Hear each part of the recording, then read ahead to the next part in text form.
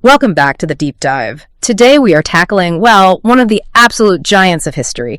We're plunging into the saga of Napoleon Bonaparte. It's hard to overstate his impact. Yeah. A figure whose life story almost reads like fiction. Completely. I mean, think about it. This guy starts as this obscure, fiercely nationalistic teenager on an island France just annexed. Fast forward a few decades, and he's the absolute master of the European continent. It's just staggering. His life really did reshape everything: the map, the laws, the very structure of the Western world. Mm-hmm. And the sources we have, they really let us track that evolution, moving past the myths. Yeah, get into the actual decisions, the political shifts, the personal contradictions, all the things that fueled his rise and ultimately his fall.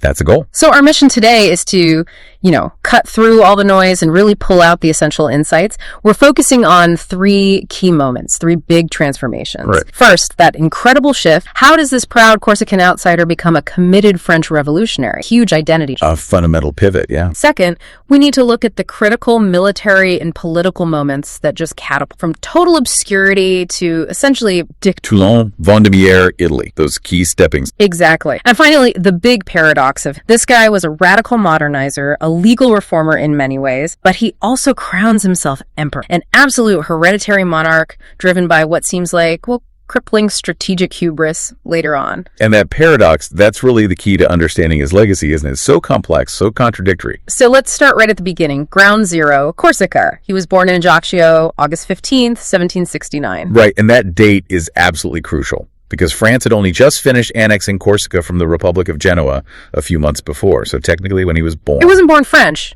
Not at all. His family background, his roots, they were purely Italian. Exactly. The family name was Bonaparte, Bonaparte, means something like the good part or good side. Minor Italian nobility, with roots going way back to Florence, Tuscany, 13th century stuff. And his mother, too, Maria Letizia Romolino, she was also from Italian stock, Lombard. So the language in their home would have been Italian. Absolutely. Which meant his whole early life, his whole identity, was really shaped by the Corsican independence movement, especially the resistance led by the big figure, Pasquale Paoli. His father, Carlo Bonaparte, was right in the thick of it. The sources show he was a close associate of Paoli, actively fighting against the French invasion in 68-69. Yeah, there's this amazing historical detail that Napoleon was likely conceived while his parents were basically refugees in Corte, the capital of Paoli's short-lived Corsican Republic. Wow, so he's literally born into this struggle. Right, an island people oppressed by a new imperial power, as the sources put it. And that bred this really intense anti-French nationalism that defined him, right through his teens and into his early 20s. But the French were smart administrators. They had this policy of Gallicization, basically taking the sons of important Corsican families and educating them on the mainland, integrated. Which is how Napoleon ends up being sent away to France in 1779. He's just 9 years old. And it sounds like it was pretty rough for him. Immediately singled out, bullied. Oh, relentlessly. First at a religious school in Autun, then at the military academies, bullied for being Corsican, for being small, for his accent. He spoke French with this noticeable Italian lilt. Which apparently never fully went away, right? He had that accent his whole life. Pretty much, yeah. It's remarkable. But that isolation, maybe it fueled his studies. He didn't fit in, so he read. Especially mathematics, key for artillery, obviously, and history. His heroes were Alexander the Great, Julius Caesar, the big military conquerors. You see that blend of the math for his future career and the romantic, the historical inspiration. But at the same time, his family back home was really struggling financially. That mulberry tree plantation venture failed spectacularly. Totally failed. They borrowed something like 137,500 francs from the government. A massive sum back. Huge debt. So Napoleon needed to accelerate things, get through his studies fast. Exactly. He had to cram 2 years of work at the prestigious École Militaire in Paris into just 1 year. The pressure must have been incredible. He pulled it off, though. Graduated in 1785, the first Corsican ever to do so. Commissioned as a second lieutenant in the artillery. And then, almost immediately, another blow. His father, Carlo, dies sudden, only 38 years old. Probably stomach cancer, right? The sources suggest it was hereditary, which is ominous given Napoleon's own later health. It really is. But what's fascinating, even ironic, is what Napoleon's doing right after getting his French commission. His Corsican nationalism is still burning so bright. He's writing that history of Corsica. Yeah, this incredibly passionate, even venomous text arguing against French rule. He blasts Corsicans who were, quote, tremblingly kissing the hand of the oppressor. So he's basically writing anti-French propaganda while wearing a French uniform and collecting a French army paycheck? Precisely. Talk about divided loyalties. It perfectly sets the stage for the next chaotic decade. Okay, so that divided loyalty, that tension, it leads us straight into section 2, the revolutionary catalyst. Because when the French Revolution explodes, Napoleon is kind of perfectly positioned for a massive. The country he's serving is basically imploding. France was in deep trouble. An absolute monarchy, politically gridlocked. Louis VI was, not the strongest ruler, and the country was drowning in debt. We're talking 4.5 billion livres by 1789. Astronomical. Caused by costly wars like helping the Americans plus bad harvest. Right. And crucially, no real representative body. The Estates General hadn't met since 1614. So when Louis finally calls them in May 1789 to try and fix the debt, it just blows the lid off everything. The Third Estate declares itself the National Assembly, the Tennis Court Oath happens, and suddenly the whole structure of Europe. For Napoleon, watching this unfold, it was initially a mixed revolutionary idealism, sure, but also raw opportunism. Maybe his family's debts could be canceled. Maybe this anti-monarchy wave could help Corsica. But that put him on a collision course with his old mentor, Paoli, back in Corsica. Napoleon goes back, becomes a vocal revolutionary supporter. But Paoli saw the revolution differently. For him, it was purely a chance for real Corsican independence, secession from France, not integration into the new republic. And there was a religious element too, wasn't there? Paoli was deeply Catholic. Very much so. He led this traditional Catholic nationalist movement. He fundamentally opposed the revolutionary government's crackdown on the church, suppressing monasteries, the civil constitution of the clergy, all of that. While the Bonapartes sided with the more anti-clerical Gov Harris. Exactly. So the split became ideological, personal, and ultimately violent. By June 1793, things got so bad, a palace mob actually attacked the Bonaparte family home. The Casa Bonaparte, yeah, they had to flee. They fled Corsica for the mainland, landing in Toulon, and this was the definitive break. No going back. To mark it, they dropped the Italian U from their name. They became Bonaparte, French. By necessity and maybe by conviction at that point, too? Perhaps. He arrives on the mainland as this artillery officer, but France itself is tearing itself apart with the Federalist revolts, these regional uprisings against the central government in Paris. And Toulon, where they landed, becomes this major flashpoint. Anti-Paris forces seize the city. And worse, they invite in the British and Spanish. A huge strategic threat to the revolution in the South. Mm-hmm. And this is where Napoleon gets his big break. Why him? Well, the political purges, the terror, had wiped out a lot of experienced officers. There was a desperate need for skilled commanders, especially in artillery. Napoleon was there, he had the training, and he had a growing reputation. So he gets appointed senior artillery commander. And the sources really emphasize his immediate impact.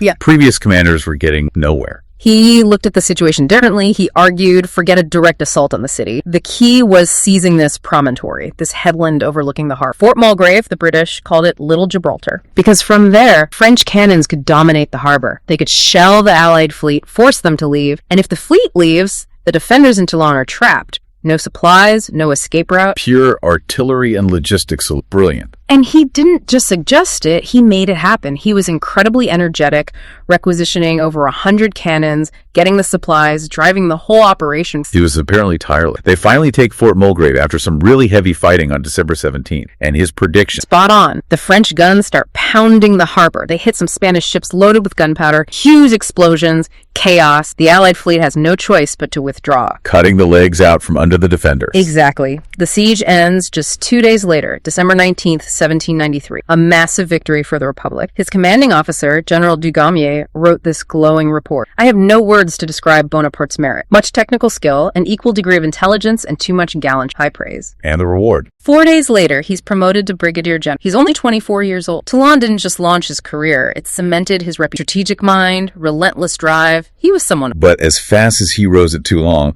the political winds in Paris shifted just as quick. Being a successful general was no guarantee of safety in 1794. His politics became a liability. Right. He was a known Jacobin. He'd even been secretary of the local Jacobin club back in Valence. So when Robespierre falls in July 1794, the Thermidorian reaction, that's a huge back. Suddenly, anyone associated with Robespierre is suspect. Dangerous. Which leads directly to Napoleon's arrest in Nice. August 9th, 1794. He's thrown in jail. Must have been terrifying. He's detained for 10 days. The guillotine was still very much in use for political enemies. He went from hero general to potential state enemy overnight. He got released on August 20th, thankfully, but his career stalled. His reputation was damaged. He couldn't get a decent command. He really wanted the army of Italy, but no. So he ends up in Paris, kind of in the political wilderness. But Paris in 1795 was pure chaos, and chaos often creates opportunity. Exact. Opportunity comes knocking quite violent on 13 Vendemiaire. That's October 5th, 1795. The new government, the Directory, is facing this massive royalist uprising. Massive. 25,000 royalists marching on the Tuileries Palace, trying to overthrow the government and restore the monarch. The Directory is panicking. They need someone decisive. Paul Barras turns to And Napoleon delivers, but how? He was heavily outnumbered. He only scraped together about 5,000 loyal. His genius here wasn't just tactics, it was recognizing overwhelming force immediately. This wasn't a battle, it was riot control on a mass. So the artillery again. Yeah. He sends his cavalry commander, Joachim Murat, remember that name, to grab the cannons from a nearby camp. He positions them strategically around the palace approaches, and then, at dawn on October 5th, he gives the order. Fire into the crowds. Fire grape shot, basically bags of small metal balls directly into the dense columns of royals. It was brutal, later called the whiff of grape shot, though that phrase might have been coined by Carlyle, the historian. Bloody, but effective. Instantly effective. The royalists scattered, the National Convention was saved, and just like that, Napoleon goes from political nobody back to hero of the Republic. His time in the wilderness, And his reward. the command the army of Italy. Barras gives it, but when he gets there in 1796, the army is a wreck. Right, it was notoriously run down, poorly equipped, terrible morale, soldiers hadn't been paid. Total mess. But Napoleon transforms it. And the sources really highlight his logistical brilliance here. This wasn't just about fighting, it was about enabling the fight. What did he do? First, money. He gets a massive loan, 3 million francs, from some Jewish financiers in Genoa, uses it for supplies. He reorganizes the divisions, sacks incompetent officers, promotes talent, and crucially, he focuses on the base, making sure his men have shoes, regular food. That famous saying, armies march on their feet and their stomachs. He actually lived it. He absolutely did. And his leadership style was relentless, sending hundreds of dispatches, managing every detail, but also leading from the front, building incredible loyalty. He used speed and maneuver to constantly wrong-foot the older Austrian generals. The results were spectacular, weren't they? Incredibly fast victories. Yeah. Montenotte, Mondovi against the Piedmontese, then Lodi capturing Milan, major Austrian defeats at Lonato, Castiglione, culminating in the decisive victory at Rivoli in January 1797. But it wasn't just the battles. He was acting politically too, wasn't it? Almost independently. Completely independently, he barely consulted the Directory in Paris. He started negotiating peace treaties directly with the smaller Italian states, isolating Austria. He even strong-armed Pope Pius VI into signing a peace deal in February 97. He was acting less like a general and more like a head of already. And how was this incredibly successful campaign being funded? Beyond the loan?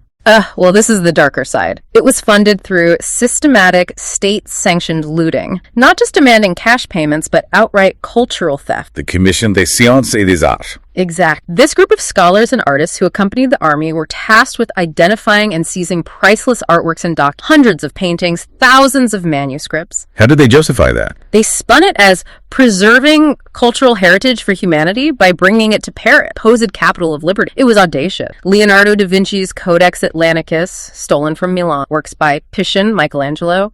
Even Josephine apparently helped herself to 200 cameos from one collection. So conquest paid for conquest, literally through stolen art and artifacts. Pretty much. It all culminates in the Treaty of Campo Formio with Austria in October 1797. French dominance in Italy secured, first coalition defeat. But Napoleon wasn't done. He needed a bigger stake. He looked Towards Egypt. This always seemed like such an ambitious, almost crazy plan. It was hugely ambitious. 1798. The idea was partly strategic, hit Britain indirectly by disrupting their trade routes to India via the Red. Egypt was then part of a stagnating Ottoman Empire, seemed like low-hanging fruit. But there was also a personal element, wasn't there? Emulating his hero. Alexander the Great, yeah. He definitely saw himself following in those footsteps. But the expedition was also famous for its science. Right, he took that whole Commission des Sciences et des Arts with them again, about 150 scholars, engineers, historians. Which effectively invents the field of Egyptology. They did incredible work documenting. Militarily, it started well. The Battle of the Pyramids in July 1798,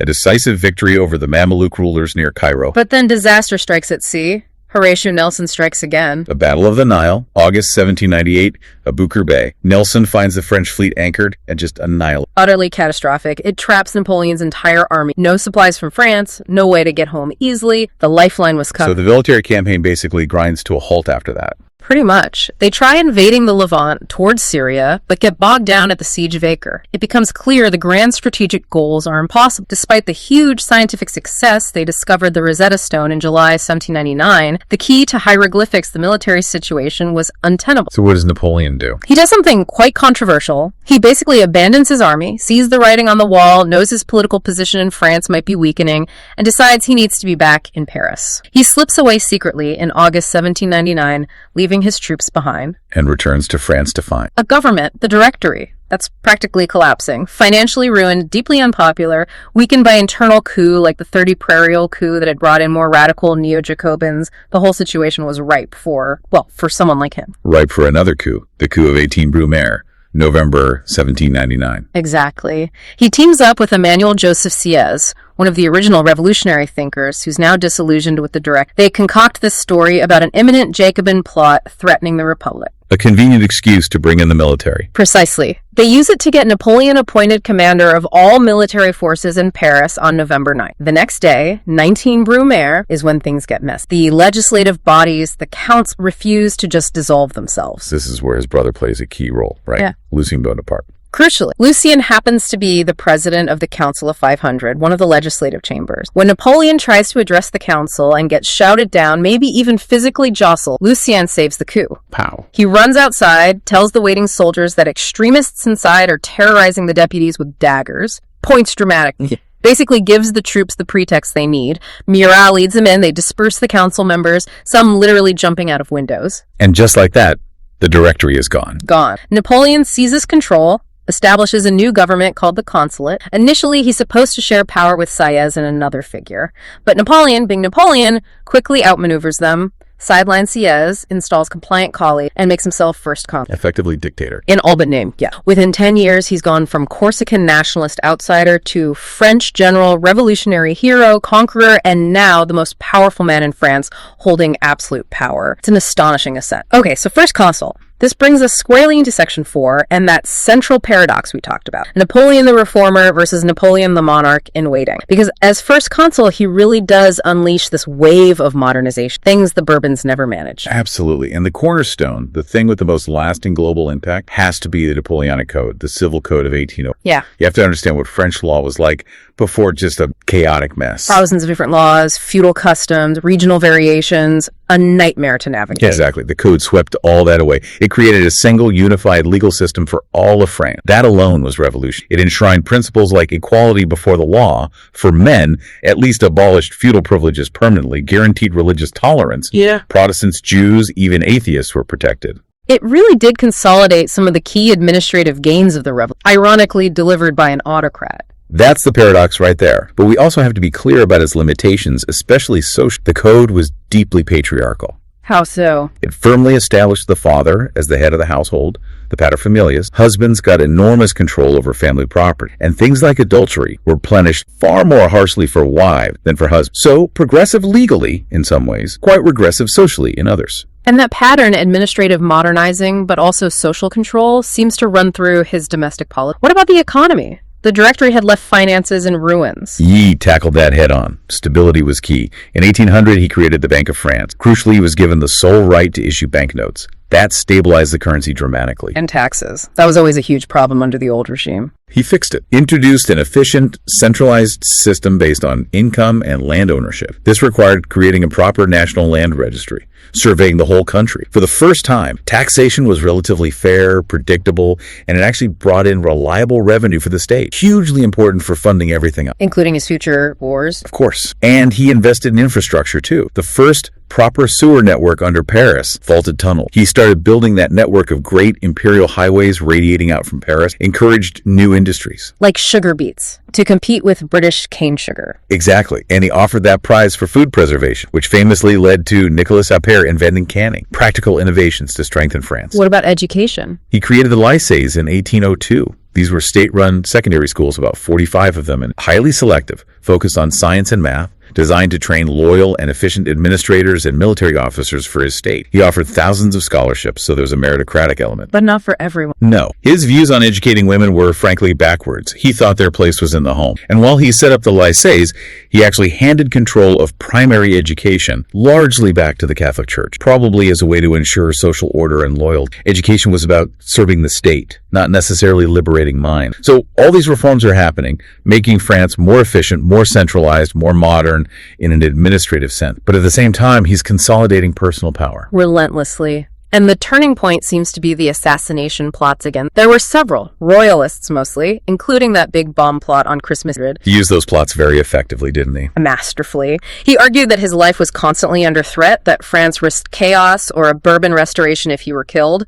The only way to guarantee stability, he claimed, was to make his rule hereditary, a Bonapartist monarchy. It's an incredible argument, basically, to save the revolution's gains, I must become a king. And it worked. In May 1804, he orchestrates his elevation. He's declared Emperor of the French. And he doesn't just take the title. He brings back all the trappings of monarchy, right? Completely. Creates a new imperial nobility, the nobility of empire. Moves into the old royal palaces like the Tuileries, refurbishes Versailles, establishes a lavish imperial court. It's a total reversal of Republican simplicity, replaced by spectacle and increasingly nepotism, putting his family members in positions of power. Even culture becomes part of the imperial project, consolidating all that looted art. Right. The Chaptal Decree leads to establishing museums across France, with the Louvre in Paris as the crown jewel, filled with treasures taken from Italy, Egypt, and elsewhere. It's presented as preserving heritage, but it's also about cementing Paris and his regime as the center of the world. Now, just before the major wars kick off again, he makes a huge strategic move across the Atlantic, the Louisiana Purchase, 1803. Yeah, this was pure pragmatism. He realized France simply couldn't defend its vast North American territories against the British Navy, especially with war looming. It was untenable. So he cuts his loss. And makes a fortune. Sells over 2 million square kilometers of land, basically doubling the size of the United States, to the U.S. government for 80 million francs. A massive influx of cash, right when he needs it to fund. Strategically shrewd, even if it ended French dreams in North America. And personally, during this period as first consul,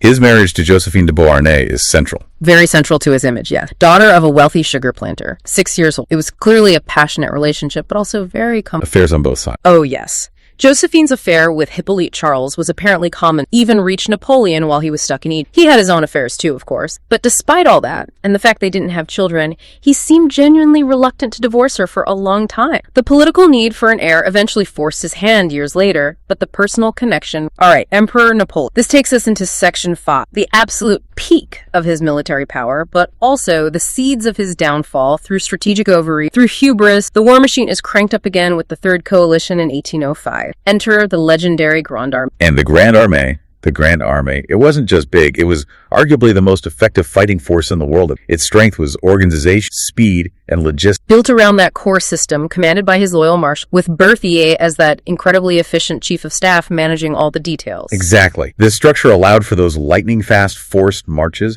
that consistently bewildered his enemy. The Ulm campaign in October 1805, perfect example. Often called his strategic masterpiece, right? It really was. He moves the army at incredible speed, marching through neutral Prussian territory to hide his movement, completely wrong-footing the Austrian commander, General Mack. Not at all. Napoleon executed this vast hidden encirclement. Mack finds his entire army trapped at Ulm before he even realizes what's happened. He's forced to surrender 25,000 troops, minimal French casualties. It was a stunning victory achieved through maneuver, not just battle. And that sets up the even more famous victory just weeks later, December 1805, The Battle of the Three Emperors. Napoleon against the emperors of Austria and Russia. His tactical brilliance was on full display here, feigning weakness, luring the Allies into a trap on the Pratzen. And then smashing their center. A decisive, crushing victory against a larger army. It shattered the Third Coalition. Austria had to sign the Treaty of Pressburg, giving up huge territories like Venice, Dalmatia. Napoleon seemed invincible on land, but the sea told a different story, didn't it? Just 2 months before Austerlitz, in October 1805, the Royal Navy delivered a crippling Trafalgar. Nelson again, destroying the combined French and Spanish fleets. Absolutely devastating. Trafalgar effectively ended any serious possibility of Napoleon ever invading Great Britain. The channel was secure for... So if he can't invade Britain militarily, he turns to economic warfare. Exactly. He decides to strangle Britain target Carthage, as he's sometimes called, through trade. After smashing Prussia at Jena Auerstadt in 1806, he issues the Berlin Decree, banning all British goods from France and any territory allied with or controlled by France. Which expands into the full-blown continental system after he defeats the Russians at Friedland and meets Tsar Alexander I at Tilsit in July 1807. That famous meeting on a raft in the middle of the Niemen River, quite the spectacle. Incredible theater. They become secret ally. Russia agrees to join the continental system, closing its ports to Britain. Prussia is utterly humiliated, carved up, losing half its territory to create new French puppet states like the Kingdom of Westphalia Westphalia and the Grand Duchy. So on paper, the system looks formidable, locking Britain out of the entire continent. On paper, yes. In reality, it was a disaster, rooted in this massive arrogance that he could just command economics to bend to his will. Continental industries simply couldn't replace British manufactured goods or colonial products like sugar and coffee. People resented it hugely. Smuggling became rampant. Absolutely rampant. The British used places like Malta and Heligoland as bases for smugglers. And the ultimate irony, the system was so ineffective, Napoleon's own government had to break. The sources show that later in the wars, French soldiers were marching into battle wearing uniforms made from cloth manufactured in Leeds and Blackburn in England. Continental factories couldn't produce enough quality material fast enough, so the French army had to secretly buy it from the enemy they were supposedly. It's staggering hypocrisy. A massive own goal, really. But if the continental system was economic hubris, what came next in Spain was pure strategic self-destruction. The Peninsular War, starting in 1807, 1808. This was arguably he decides first to invade Portugal. They weren't enforcing the continent. Then he decides to depose the Spanish Bourbon monarchy entirely and install his own brother, Joseph Bonaparte, as king of Spain. Which the Spanish people did not appreciate. Not even slightly. It triggered this massive nationwide not a conventional war, but what the Spanish called guerrilla little. Constant ambushes, regional uprisings, brutal reprisals on both. And the British saw their chance, landing an army under Arthur Wellesley, the future Duke of Wellington. Creating a permanent front against Napoleon, draining his resources. Exactly. Napoleon himself called it the Spanish ulcer. It just bled the empire relentless. By 1811, something like 300,000 French and Allied troops were bogged down across Spain and Portugal, fighting insurgents, protecting supply lines. Troops desperately needed elsewhere. And his brother Joseph was completely ineffective as king. Totally inadequate. Napoleon even had to go back himself briefly in 1808 to try and sort things out, won some battles, but couldn't crush the resistance. The ulcer festering, weakening the whole imperial structure. It was a quagmire of his own make. And that constant drain, that strategic blunder in Spain, it all feeds into the ultimate. Section 6, the invasion of Russia in 1812. Primarily, it was about the continental system again. Tsar Alexander Aselm had effectively withdrawn from it in late 1810. He reopened Russian ports to neutral ships, which basically meant British goods were getting in. Plus, he resented French interference elsewhere, like Napoleon annexing the Duchy of Oldham, which was ruled by the Tsar's relative. Napoleon saw this as betrayal. A fatal betrayal, yes. He felt he had to force Russia back into line to make an example. Otherwise, the whole system against Britain would collapse. It was about credibility and control. So June 24th, 1812, the invasion begins. The scale is just immense. The Grande Armée crosses the Niemen River, over 500,000 men initially, marching 1,000 kilometers towards Moscow. But the problem started almost immediately. Logistics. Again, the sheer size of the army, the poor roads, the scorched earth tactics of the retreating Russians, and disease. Typhus especially. Typhus, dysentery. They ravaged the army. Even before the first major battle, the Grande Armée had lost over 100,000 men just to sickness and desertion. By early September, the force was significantly weakened. Then comes the big battle. Borodino, September 7th, 1812, near Moscow. One of the bloodiest single days of the entire Napoleonic Wars. Horrific casualties on both sides. Around 30,000 French killed or wounded, maybe 50,000 Russians. It was a brutal slugfest. Napoleon claimed victory because the Russians retreated, but tactically he missed a chance. Critically, yeah, he refused to commit his elite Imperial Guard, his last reserve, to deliver a knockout blow and pursue the fleeing Russians more aggressively. That decision allowed the Russian army, though badly mauled, to survive as a coherent force. Kutuzov could fight another day. Napoleon enters Moscow a week later, expecting the Tsar to sue for peace, but instead, he finds the city largely deserted, stripped of supplies, and then it starts to burn. Whether ordered by the Tsar or the city's governor, Rostopchin, or just chaos, Moscow is torched. The French are left occupying a ruined, smoldering city with winter approaching and no supplies. He waits for weeks for a surrender that never comes. Finally, in mid-October, he orders the retreat, and the timing couldn't. The Russian winter arrived early and with incredible ferocity that year. Temperatures plummeted, -20, -24 Celsius by mid-November, maybe even colder. Combine that with starvation, the constant attacks by Cossack cavalry picking off stragglers. The retreat became legendary for its horror. It was utter devastation. The army just disintegrated. Men froze to death, starved, horses died in their thousands, discipline collapsed.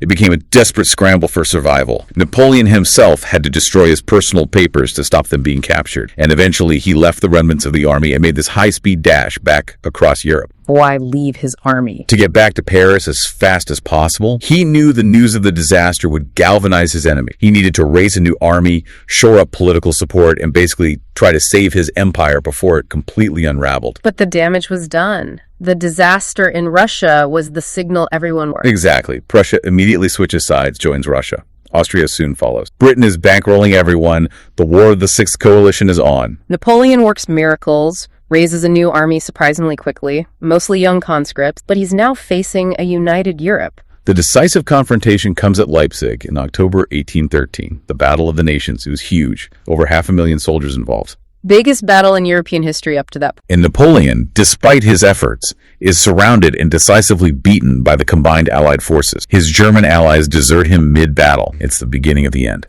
The Allies invade France. Paris falls in March 1814. Napoleon is forced to abdicate on April 4th. And the Allies exile him, but maybe not far enough, to the island of Elba in the Mediterranean. They let him keep the title of emperor and a small personal guard. Which proved to be a mistake, because less than a year later, March 1815, he escaped. The 100 Days begin. He lands in France. The restored Bourbon king, Louis VIII, is deeply unpopular. The army largely rallies to Napoleon. He marches on Paris, retakes power without firing a shot. It's an incredible comeback. He was incredibly energetic during this period, dictating hundreds of letters, trying to rebuild everything. But the Allies react instantly. Declare him an outlaw, mobilize their armies again. It all comes down to one final campaign in Belgium. June 1815, Waterloo. Napoleon's plan is to defeat the British under Wellington and the Prussians under Blücher separately before they can combine their forces. But it doesn't quite work. There are delays, miscommunications, maybe some poor generalship by his subordinates, and crucially, the Prussians manage to disengage from a supporting battle and march to Wellington's aid just in time. The arrival of Blücher's Prussians on Napoleon's flank turns the tide. Wellington holds firm in the center. By the evening of June 18th, the French army is routed. It's a total final. No second chances this time. He abdicates again. The British take custody, and this time they make sure he can't come back. Exile to St. Helena, a tiny, remote volcanic island in the middle of the South Atlantic, thousands of kilometers from anywhere. Escape-proof. He lives there for almost 6 years under British guard at Longwood House. What was his life? Diminished, certainly. Complaining of the damp climate, the rats, the restrictions, battling health problems, gout, hemorrhoids, likely the stomach issues that ran in his family. Yeah. But his mind was still sharp. He dictated his memoirs, right, trying to shape his own legacy. Yes, extensive. Wrote commentaries on Caesar's campaigns, tried to learn English. He never stopped working, in a way. He died there on May 5, 1821, aged just 50. The official cause was stomach cancer, same as his father likely had, though the poisoning theories have always lingered. They have. Arsenic was found in hair samples, but arsenic was also common in things like wallpaper dieback, especially green pigments used at Longwood. The evidence for deliberate poisoning is pretty inconclusive. Stomach cancer seems the most likely explanation based on symptoms and family history. He was buried on St. Helena initially. Until 1840, when his remains were brought back to France in a huge public event called the Retour des Cendres, the Return of the Ashes. Eventually laid to rest in that magnificent tomb under the dome of Les Invalides in Paris in 18, securing his place, despite everything, as a French national icon. So let's try and wrap our heads around this. An extraordinary life, an almost unbelievable trajectory. From that provincial Corsican kid to general at 24, savior of the Republic, conqueror of Italy, the man who rewrote Europe's laws. But also the man responsible for immense blood. The Spanish ulcer, the horrors of the Russian retreat, the slaughter at Leipzig and Waterloo. The man who crowned himself emperor, betraying the very republican ideals that allowed his rise, relying on nepotism, driven by insatiable ambition. He's the ultimate modernizer, in some ways giving us Egyptology, the Bank of France, modern infrastructure blueprint, a unified legal code still influential today. Yet he achieved it by replacing the old Bourbon absolutism with his own Bonapartist version. He codified the revolution's administrative achievements, yes, but only by seizing total personal power. It's that contradiction that makes him endlessly fascinating, and it wasn't lost on later thinkers. You mentioned the Russian raiders. Right. Leo Tolstoy in War and Peace paints Napoleon essentially as a destructive force, almost an anti-human figure, a brigand driven by ego, responsible for meaningless slaughter. The great man theory is nonsense to Tolstoy. It's the collective will, the small actions of many that shape history. But then you have Dostoevsky. His character Raskolnikov in Crime and Punishment is obsessed. He sees him as the archetype extraordinary man who has the right, even the duty, to transgress ordinary morality, to shed blood if necessary, to achieve great things in humanity. Two completely opposing views, both grappling with Napoleon's immense impact. Was he a necessary evil, a tyrant, a flawed genius, dragged Europe into the modern age, kicking and So that leaves us, and with this final thought, given the undeniable destruction, the millions who died in his wars, but also the revolutionary ideals he solidified into law, the modernization, did Napoleon ultimately betray the spirit of the French Revolution by making himself emperor? Or was someone like him, with that kind of authority, the only way those revolutions permanent across? Was the autocrat? A question historians still debate fiercely. Was he the revolution's destroyer or its ultimate, if paradoxical, executor? We're tackling one of history's giants, really. Napoleon Bonaparte. Absolutely. A figure everyone's heard of, but maybe doesn't fully grasp. So much myth, so much debate. Exactly. He goes from this, obscure island kid to basically ruling Europe. It's an incredible story. It really is. So our mission for you today is simple. Cut through the noise. We want to give you the key facts, the essential insights into the man who really did reshape the continent. And we're using insights from the Dynastic Profiles channel. To do that, we'll look at, why he did things, how he climbed so fast, and how his legacy is still, kind of fought over. Yeah, it's complex. So hopefully you'll come away rethinking a bit about Napoleon. Okay, let's dive in. To really get Napoleon, you kind of have to start way back. Not Paris, but Corsica. August 15th, 1769, Ajaccio. Right, and Corsica had only just become French. It was Genoese before that. That context is pretty important. His family, they were reasonably well-known locally. Officials, military type. Yeah, prominent Corsicans, definitely. Not French high nobility, respected there. It gave him this outsider perspective. Being on the edge of France. Exactly. Fiercely independent island, suddenly under French rule.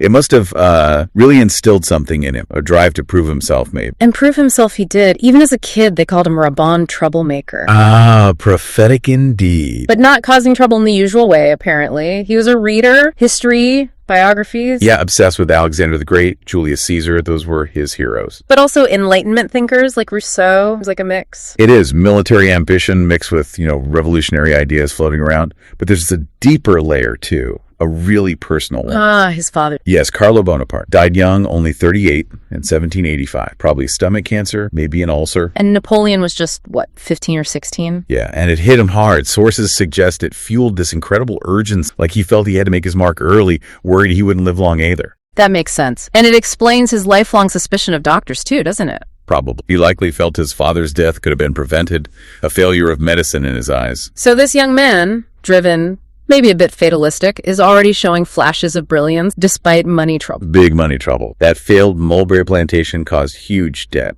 Right. But he still becomes the first Corsican to graduate from the École Militaire in Paris. And he does it in 1 year instead of 2. Incredible, isn't it? Commissioned at 16, shows sheer brain power and just relentless focus. Skills he'd definitely need later. Oh, absolutely. The bedrock of his military. So this bright young officer steps onto the stage just as the French Revolution is kicking off. He saw it there. Definitely. He was anti-monarchy, so that aligned. But also, pragmatically, he hoped it might fix the family's finances. And the revolution certainly provided chaos and opportunity. Like Toulon. Yes, Toulon in 93. That was his first real breakthrough moment. The French were bogged down against the British and Royalists. And he saw the solution. It did. He pinpointed Fort Mulgrave, Little Gibraltar, the British called it. He realized if they took that, they could use artillery to dominate the harbor, cut off the British ships. Simple, but strategically brilliant, and he didn't just point it out right. He got involved. Totally hands-on, scrabbling around southern France, finding gunpowder, cannons, supplies, leading from the front. Even got wounded. Badly.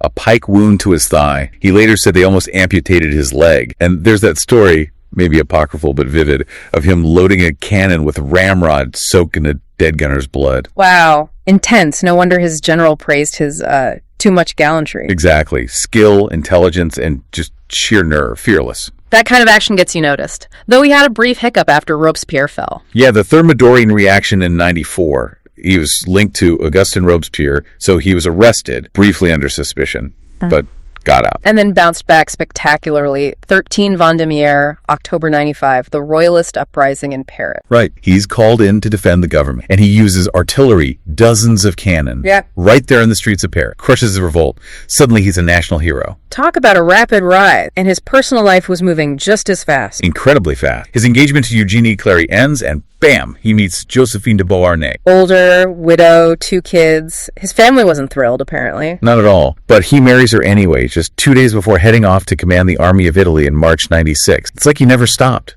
And that Army of Italy was in rough shape when he took over. A complete mess. Undersupplied, demoralized, but he immediately showed his logistical flair. Gets a huge loan from financiers in Genoa. To buy supplies. Yeah, specifically mentions getting thousands of new pairs of shoes and bread. He knew the basics. Armies march on their feet and their stomachs. And that Italian campaign was a massive success. Huge. Culminated in the Treaty of Campo Formio with Austria in October 97. Cemented his reputation. But here's the thing. He was also using newspapers. Even back then. Already managing his image. Absolutely. Setting up papers on campaigns, shaping the narrative back home, showing that political brain was working alongside the military one. Fascinating. So from hero in Italy, he aims even bigger. The Egyptian expedition, 1798. Very ambitious. The idea was to threaten British India. He wins the Battle of the Pyramids, takes Cairo. Things look good initially. Right, but then comes the disaster at sea. Nelson and the Royal Navy, Battle of the Nile, August 98. Trapped his army there, right? Cut off completely. Totally cut off. Militarily, a catastrophe. But ironically, it helped him politically. How? Because by the time he managed to slip back to France, the Directory government was deeply unpopular, failing. He arrives almost like a savior, detached from their mess. It created the perfect opening. An opening he definitely took. The coup of 18 Brumaire, November 99. Yeah, basically walks in, claims it's a Jacobin plot, and seizes power. Pretty much bloodless. Ends the Directory. And then solidifies it with another win on the battle, Marengo. Marengo, June 1800. Back in Italy. Crucial battle. They were actually caught off guard, nearly lost, but General Desaix led this heroic counterattack. Got killed doing it, though. Tragically, yeah, but it turned the battle, secured victory for Napoleon, and really cemented his control back in France. His popularity must have been huge then. Seemed to be. That 1802 plebiscite, 99.7% vote for him as first consul for life. Okay, probably some electoral fraud. Likely, yeah. But still, it showed a massive desire for stability after all the chaos, and he offered that. And then the biggest step of all, crowning himself emperor in 1804. At Notre Dame, yeah. His argument was pretty clever, in a way. He said making it a hereditary monarchy under him was the best way to stop the old monarchy, the Bourbon, from ever coming back. Using the forms of monarchy to protect the revolution's outcome? Sort of. Kind of twisting it, yeah. Okay. And the echoes of Charlemagne were intense. He saw himself building a new European empire. And he did try to reshape France domestically, too. The Concordat with the church. Huge deal. Reconciled with the Catholic Church in 1801, brought back thousands of priests, reopened church, very important for social. And education. Reopened the Sorbonne. He did in 1808. Had plans for a whole imperial college system, but contrast that with his views on girls' education. Not so progressive there. Not at all. Described as incredibly back. And he gave primary education back to the church. So a real mix of modernizing and conservative. Complex guy. And creating his own aristocracy, too. Baron, counts. Right. Rewarding his supporters, his family. Dismantling the old system, but building a new elite loyal to him. Okay, so power is consolidated at home. His eyes turn fully outward. Back to war with Britain, inevitably from 1803. And Britain's the real obstacle. Why? Because of their navy and their money. Both. Richest nation, funding coalitions against him. And the Royal Navy was untouchable, especially after Trafalgar. Trafalgar, October 1805. That was the big one at sea. Decisive. Nelson's tactics were revolutionary. Destroy the combined French and Spanish fleet. Britain didn't lose a single ship. So any plans for invading England directly? Gone. Just completely off the table after that. He had to find another way. And he did. By turning east onto the continent with incredible speed. Exactly. He compensates for the naval loss with stunning land victory. The campaign in 1805, just brilliant maneuvering, forced marches, encircles the Austrians. They collapse. And that leads straight into Austerlitz, December 1805. His masterpiece, arguably. The Battle of the Three Emperors, France, Austria, Russia. He lures them into a trap, crushes them. The Treaty of Pressburg follows. French dominance is basically cemented. Which then pulls Prussia into the fight, the Fourth Coalition. Yeah, Prussia makes a disastrous decision joining in 1806. Napoleon moves like lightning. Yeah. Jena Auerstedt, October 06. Twin battles on the same day. Weren't the French outnumbered in one of those? At Auerstedt, yeah. And Marshal Ney made this reckless charge at Jena, but didn't matter. They inflict devastating losses on the Prussians and sacked Berlin. Falls shortly after. Shows the power of his army. He seems unstoppable on land at this point, pushing further east. Towards Russia. Leads to the Battle of Friedland In June 1807, he traps the Russian army against a river, forces a defeat. And the Treaty of Tilsit follows, the famous meeting on the raft. Right, with Tsar Alexander I. Napoleon seemed quite charmed by Alexander, apparently very well satisfied, but he absolutely hammered Prussia with classic Napoleon charm: one, crush the other. But even at this peak, there's a problem brewing elsewhere. Spain. Ah, yes, the Spanish ulcer. Starting in 1808, the Peninsular War. It just drags on and on.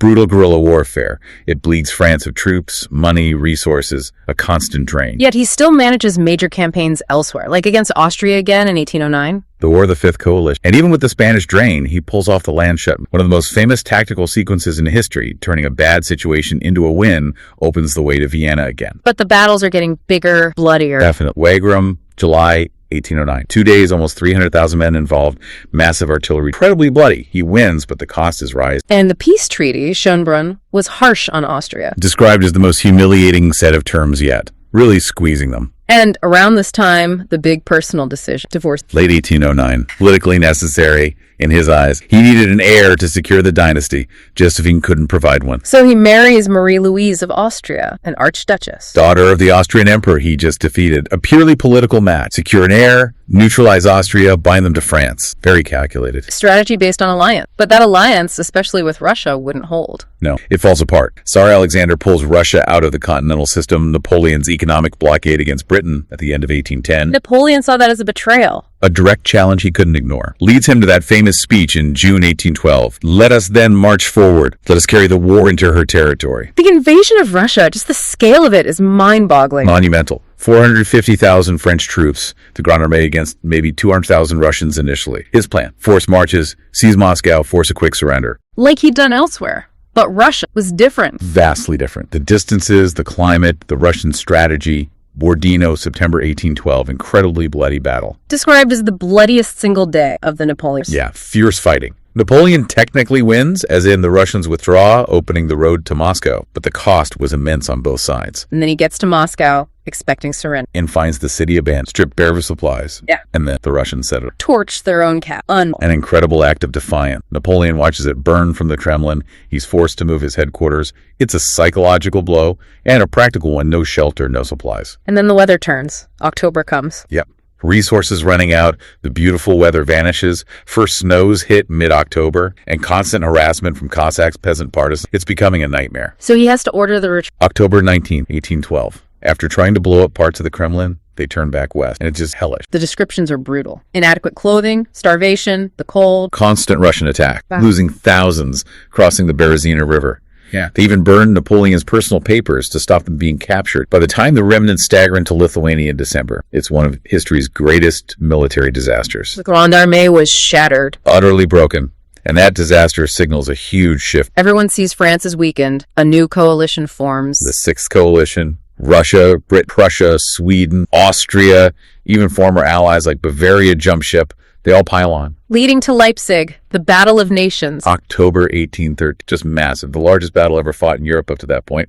Napoleon fights aggressively, as always, but he's just outnumbered. Huge casualties on both sides. Yeah, maybe 60,000 to 75,000 each. But France couldn't sustain those losses. It was catastrophic. The writing was on the wall. The Allies push into France itself. Paris. March 1814. His brother Joseph tries to defend it, but it's hope. Napoleon hears about the surrender while rushing back with troops, but he's too late. Which leads to his first abdication. Fontainebleau, April 1814. Right. The terms of the treaty sent him to Elba, this small island off Italy. He got to be ruler there. Why Elba? Apparently he chose it over Corfu, which was bigger. Interesting point. Maybe because Elba was closer to France, closer to Italy. Perhaps he wasn't quite ready to give up entirely, hinting at what was coming. And come back he did. The escape from Elba. February 1815. Just incredible. Audacious is the word. Lands back in France with just over 1,000 men. Apparently news of unrest in France, plus maybe worries they change his terms. The Congress of Vienna spurred him on, kicks off the 100 Days. Just shows his charisma, his belief in himself. Absolutely. He rallies support incredibly quickly,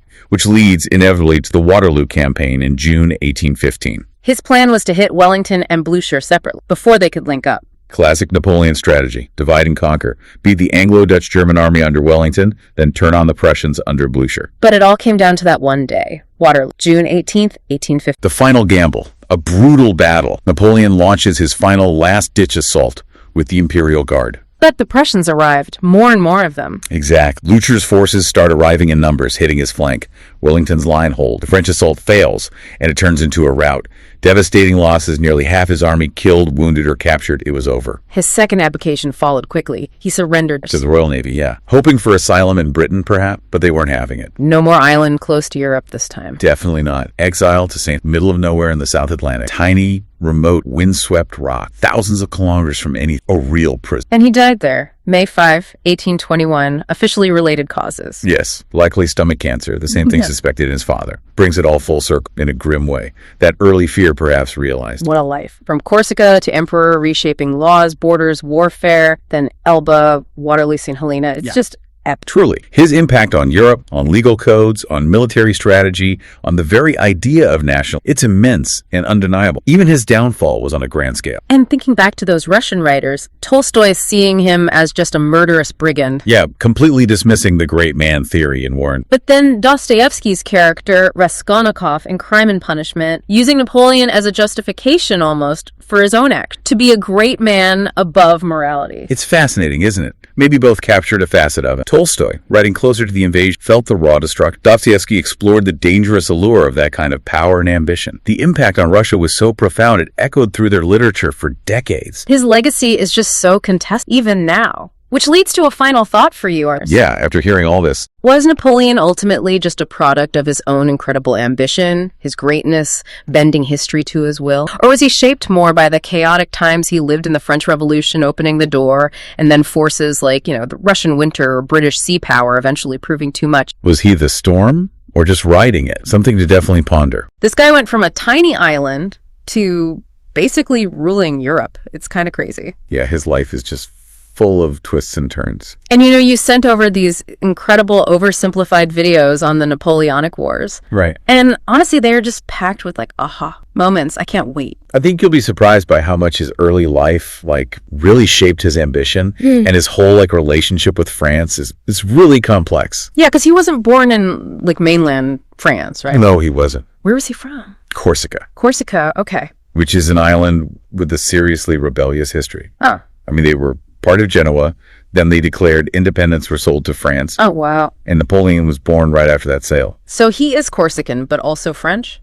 Technically, yeah. That's gotta be confusing. Yeah, imagine growing up with that kind of identity crisis. Oh. His family had these deep Corsican roots, fiercely independent, but his dad was quick to embrace French rule. Oh, so they were okay with being part of France. His dad was which apparently caused some friction with young Napoleon. Really? Yeah. I bet that's gotta be tough, being caught between two worlds. Yeah, for sure. And the videos mentioned his mom was a big influence too, right? Oh, absolutely. What was she like? She was known for her strict discipline, which is interesting because Napoleon, he had this rebellious streak. Right. But he seemed to really respect her. Oh, wow. You could almost see those early influences shaping his leadership style later on. Interesting. Okay. But things get really interesting when he's sent off to military school in mainland France. Oh, I bet that went well. You can imagine. A Corsican kid in a French military academy.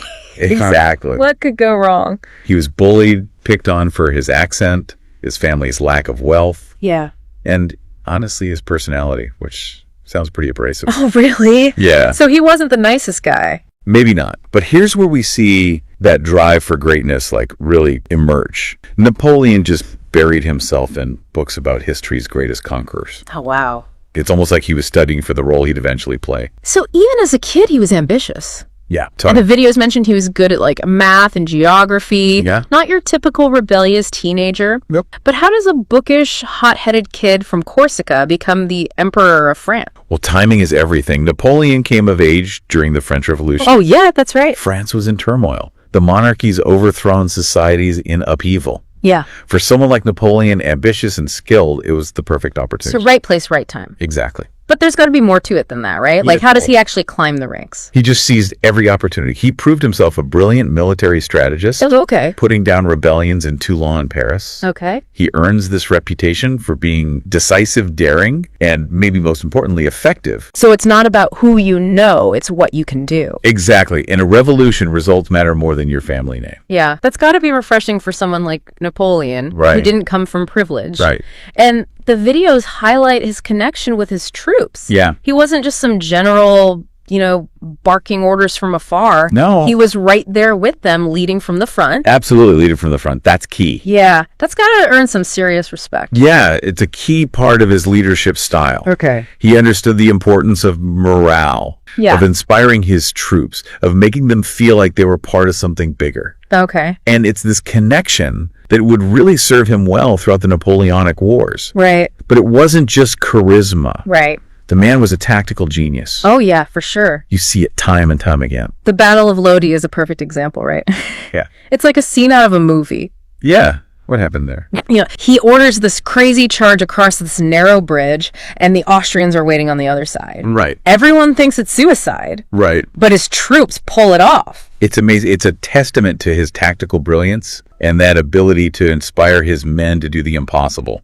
It's great. Okay, so we've got the military genius down. Yep. But his personal life, that's a whole other story. Ooh, yeah. Things get a little messy. Yeah, well, not messy. We're talking Josephine, right? Josephine. The older woman he falls head over heels for? Right. Like, what's the deal there? It's a whirlwind romance. Okay. But their relationship was, shall we say, complicated. Okay. I like where this is going. Josephine came from a wealthy family. Okay. But she was also known for her, let's just say, connections. So not exactly a love match on her side. Maybe not initially, no. That's gotta sting. You would think so, yeah. So was he like blinded by love or what? The sources suggest their relationship was tumultuous. Tumultuous. Josephine's infidelities were widely known, even became fodder for gossip. So she was not exactly faithful. Not exactly. But the crazy part is it doesn't seem to affect Napoleon's love for her. It really doesn't. It's fascinating, isn't it? Love is strange. Love is strange. Speaking of strange, this coup he pulls off. Oh, yeah. He basically takes over the government in this ridiculously chaotic power grab. It's true. It's almost comical. It's a blend of cunning and sheer luck. Yeah. He just exploits this political instability. Yeah. Uses his popularity, his military achievements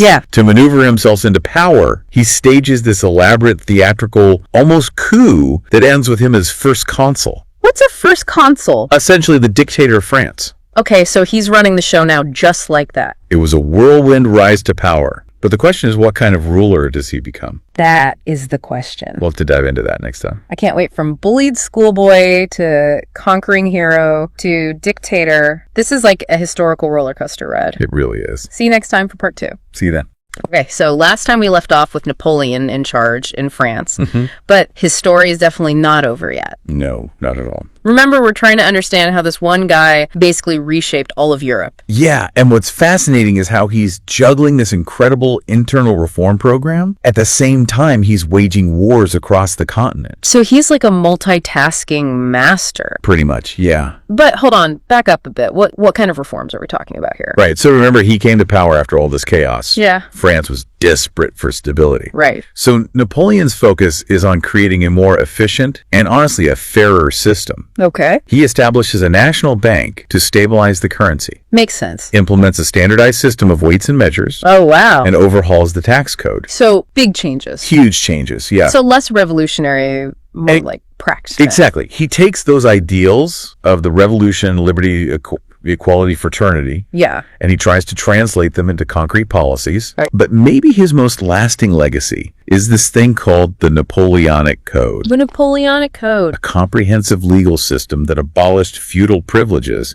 and establishes this principle of equality before the law. Whoa, that sounds like a pretty big deal. Yeah, it was huge. Why haven't I heard more about this Napoleonic Code? Well, think about it. A single set of laws that applies to everyone, regardless of social status. Right. This was revolutionary at the time, and its influence can still be seen in legal systems around the world today. Oh, wow. So he's modernizing France, bringing stability, reforming the legal system. Yeah. Sounds like he's doing a pretty good job so far. He wasn't perfect. Of course, one of the criticisms leveled against him even back then was his treatment of women. Oh, really? Yeah, while the Napoleonic Code had some progressive elements. Okay. It also basically made women legal dependents of their husbands. So a step back for women's rights. A definite blind spot for sure. Okay. He also reestablished the Catholic Church in France. Interesting. Struck a deal with the Pope, which Politically was a shrewd move.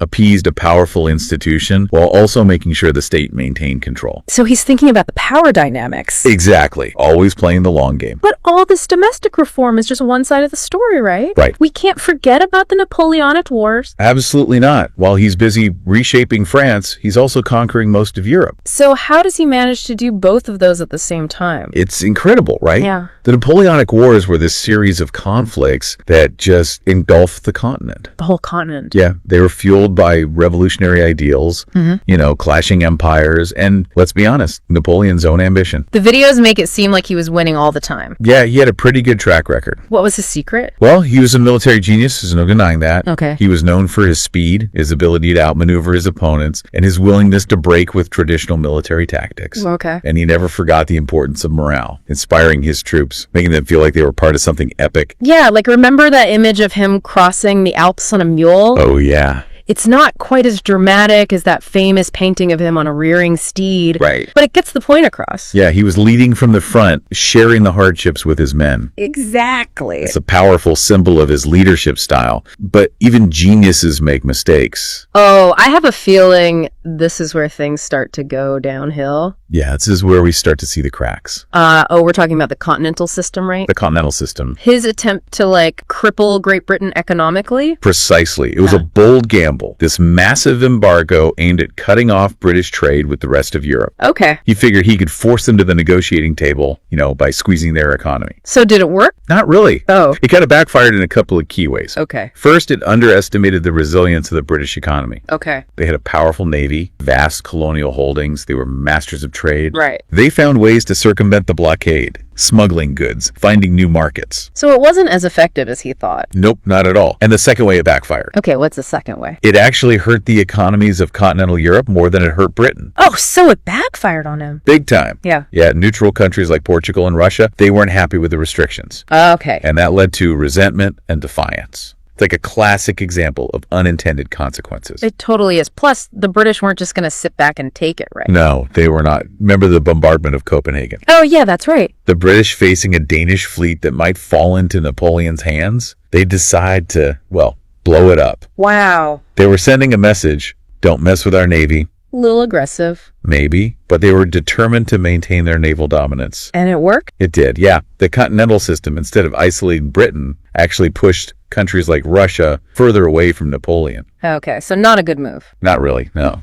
Which leads us to, drumroll please, the disastrous invasion of Russia. Oh, yeah. Napoleon decides to teach Tsar Alexander a lesson. Right. Assembles this massive army, marches into Russia expecting a quick victory. Classic Napoleon. Talk about overconfidence. Yeah, the invasion of Russia in 1812, that's a major turning point in Napoleon's story. Okay. It's this colossal miscalculation fueled by his belief in his own invincibility and a fundamental misunderstanding of Russia. What do you mean? He underestimated Russia's vastness and the resilience of its people. Okay. He thought it would be a quick victory, but it was anything but. And the videos really show just how massive this army was. Yeah, it was huge. Hundreds of thousands of soldiers stretching across the horizon. Right, it seemed unstoppable. But the Russians had a secret weapon. They did. The scorched earth strategy. Oh, yeah. As Napoleon's army advanced, the Russians retreated, burning everything in their wake. Burning everything. Everything. Crops, villages, even Moscow itself. Wait, they burned down their own capital city? Yeah, it seems crazy, but it was incredibly effective. Why would they do that? Well, Napoleon's army relied on speed and foraging for supplies. Right. By denying them those resources, the Russians were essentially starving them out. Oh, wow. That's brutal, but smart. Yeah, and then the winter hit. Not just any winter, a Russian winter. Right, the videos show these harrowing images of Napoleon's army freezing, starving, dying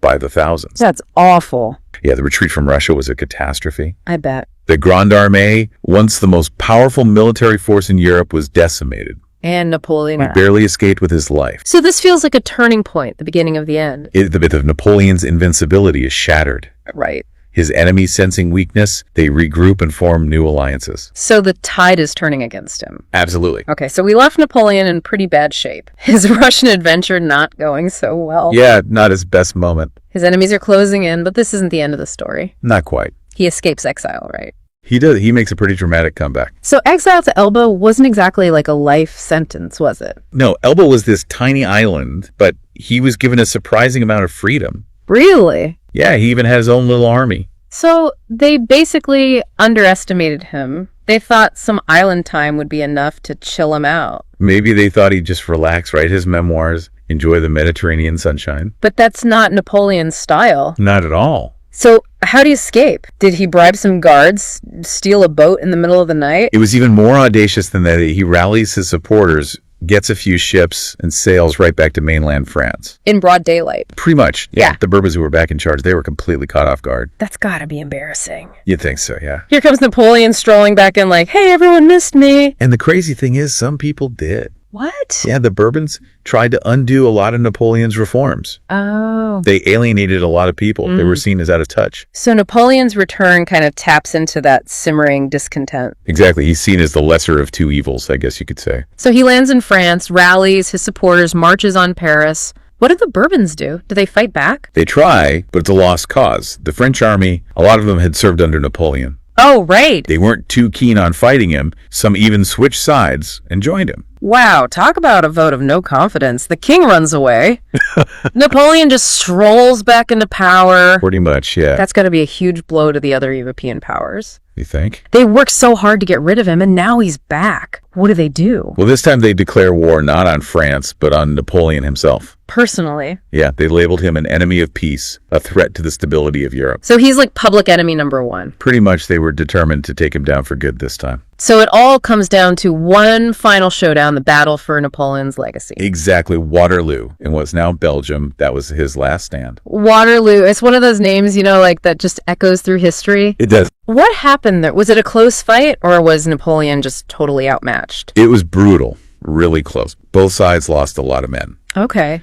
Napoleon's plan was to defeat the Allied armies one by one. First the Prussians, then the British. So divide and conquer. Exactly. And for a while, it looked like he might actually pull it off. But something went wrong. A few things, actually. His initial attacks on the Prussians worked, but he didn't completely destroy them. Okay. And meanwhile, the British, under Wellington, they held their ground. They were really tough. Those redcoats. Yeah, just standing firm against all those French attacks. Yeah, it's a pretty iconic image. It is. The British infantry, they formed these squares and just withstood these cavalry charges again and again. Wow. And then, just when Napoleon thought he might be winning, the Prussians show up with reinforcements. Just to go bad timing. Yeah, his plan fell apart. The Allies pushed back and, well, he lost. Decisively. Yeah, his army was routed. Yeah. His dreams of an empire were over, and this time there was no coming back. So what happened to him? Back to exile. This time, exile meant St. Helena, a remote island in the South Atlantic. Wow, so from emperor to prisoner on a tiny island. Quite a fall from grace, right? Yeah, so he spends the rest of his life there under constant watch. Yeah, he writes his memoirs,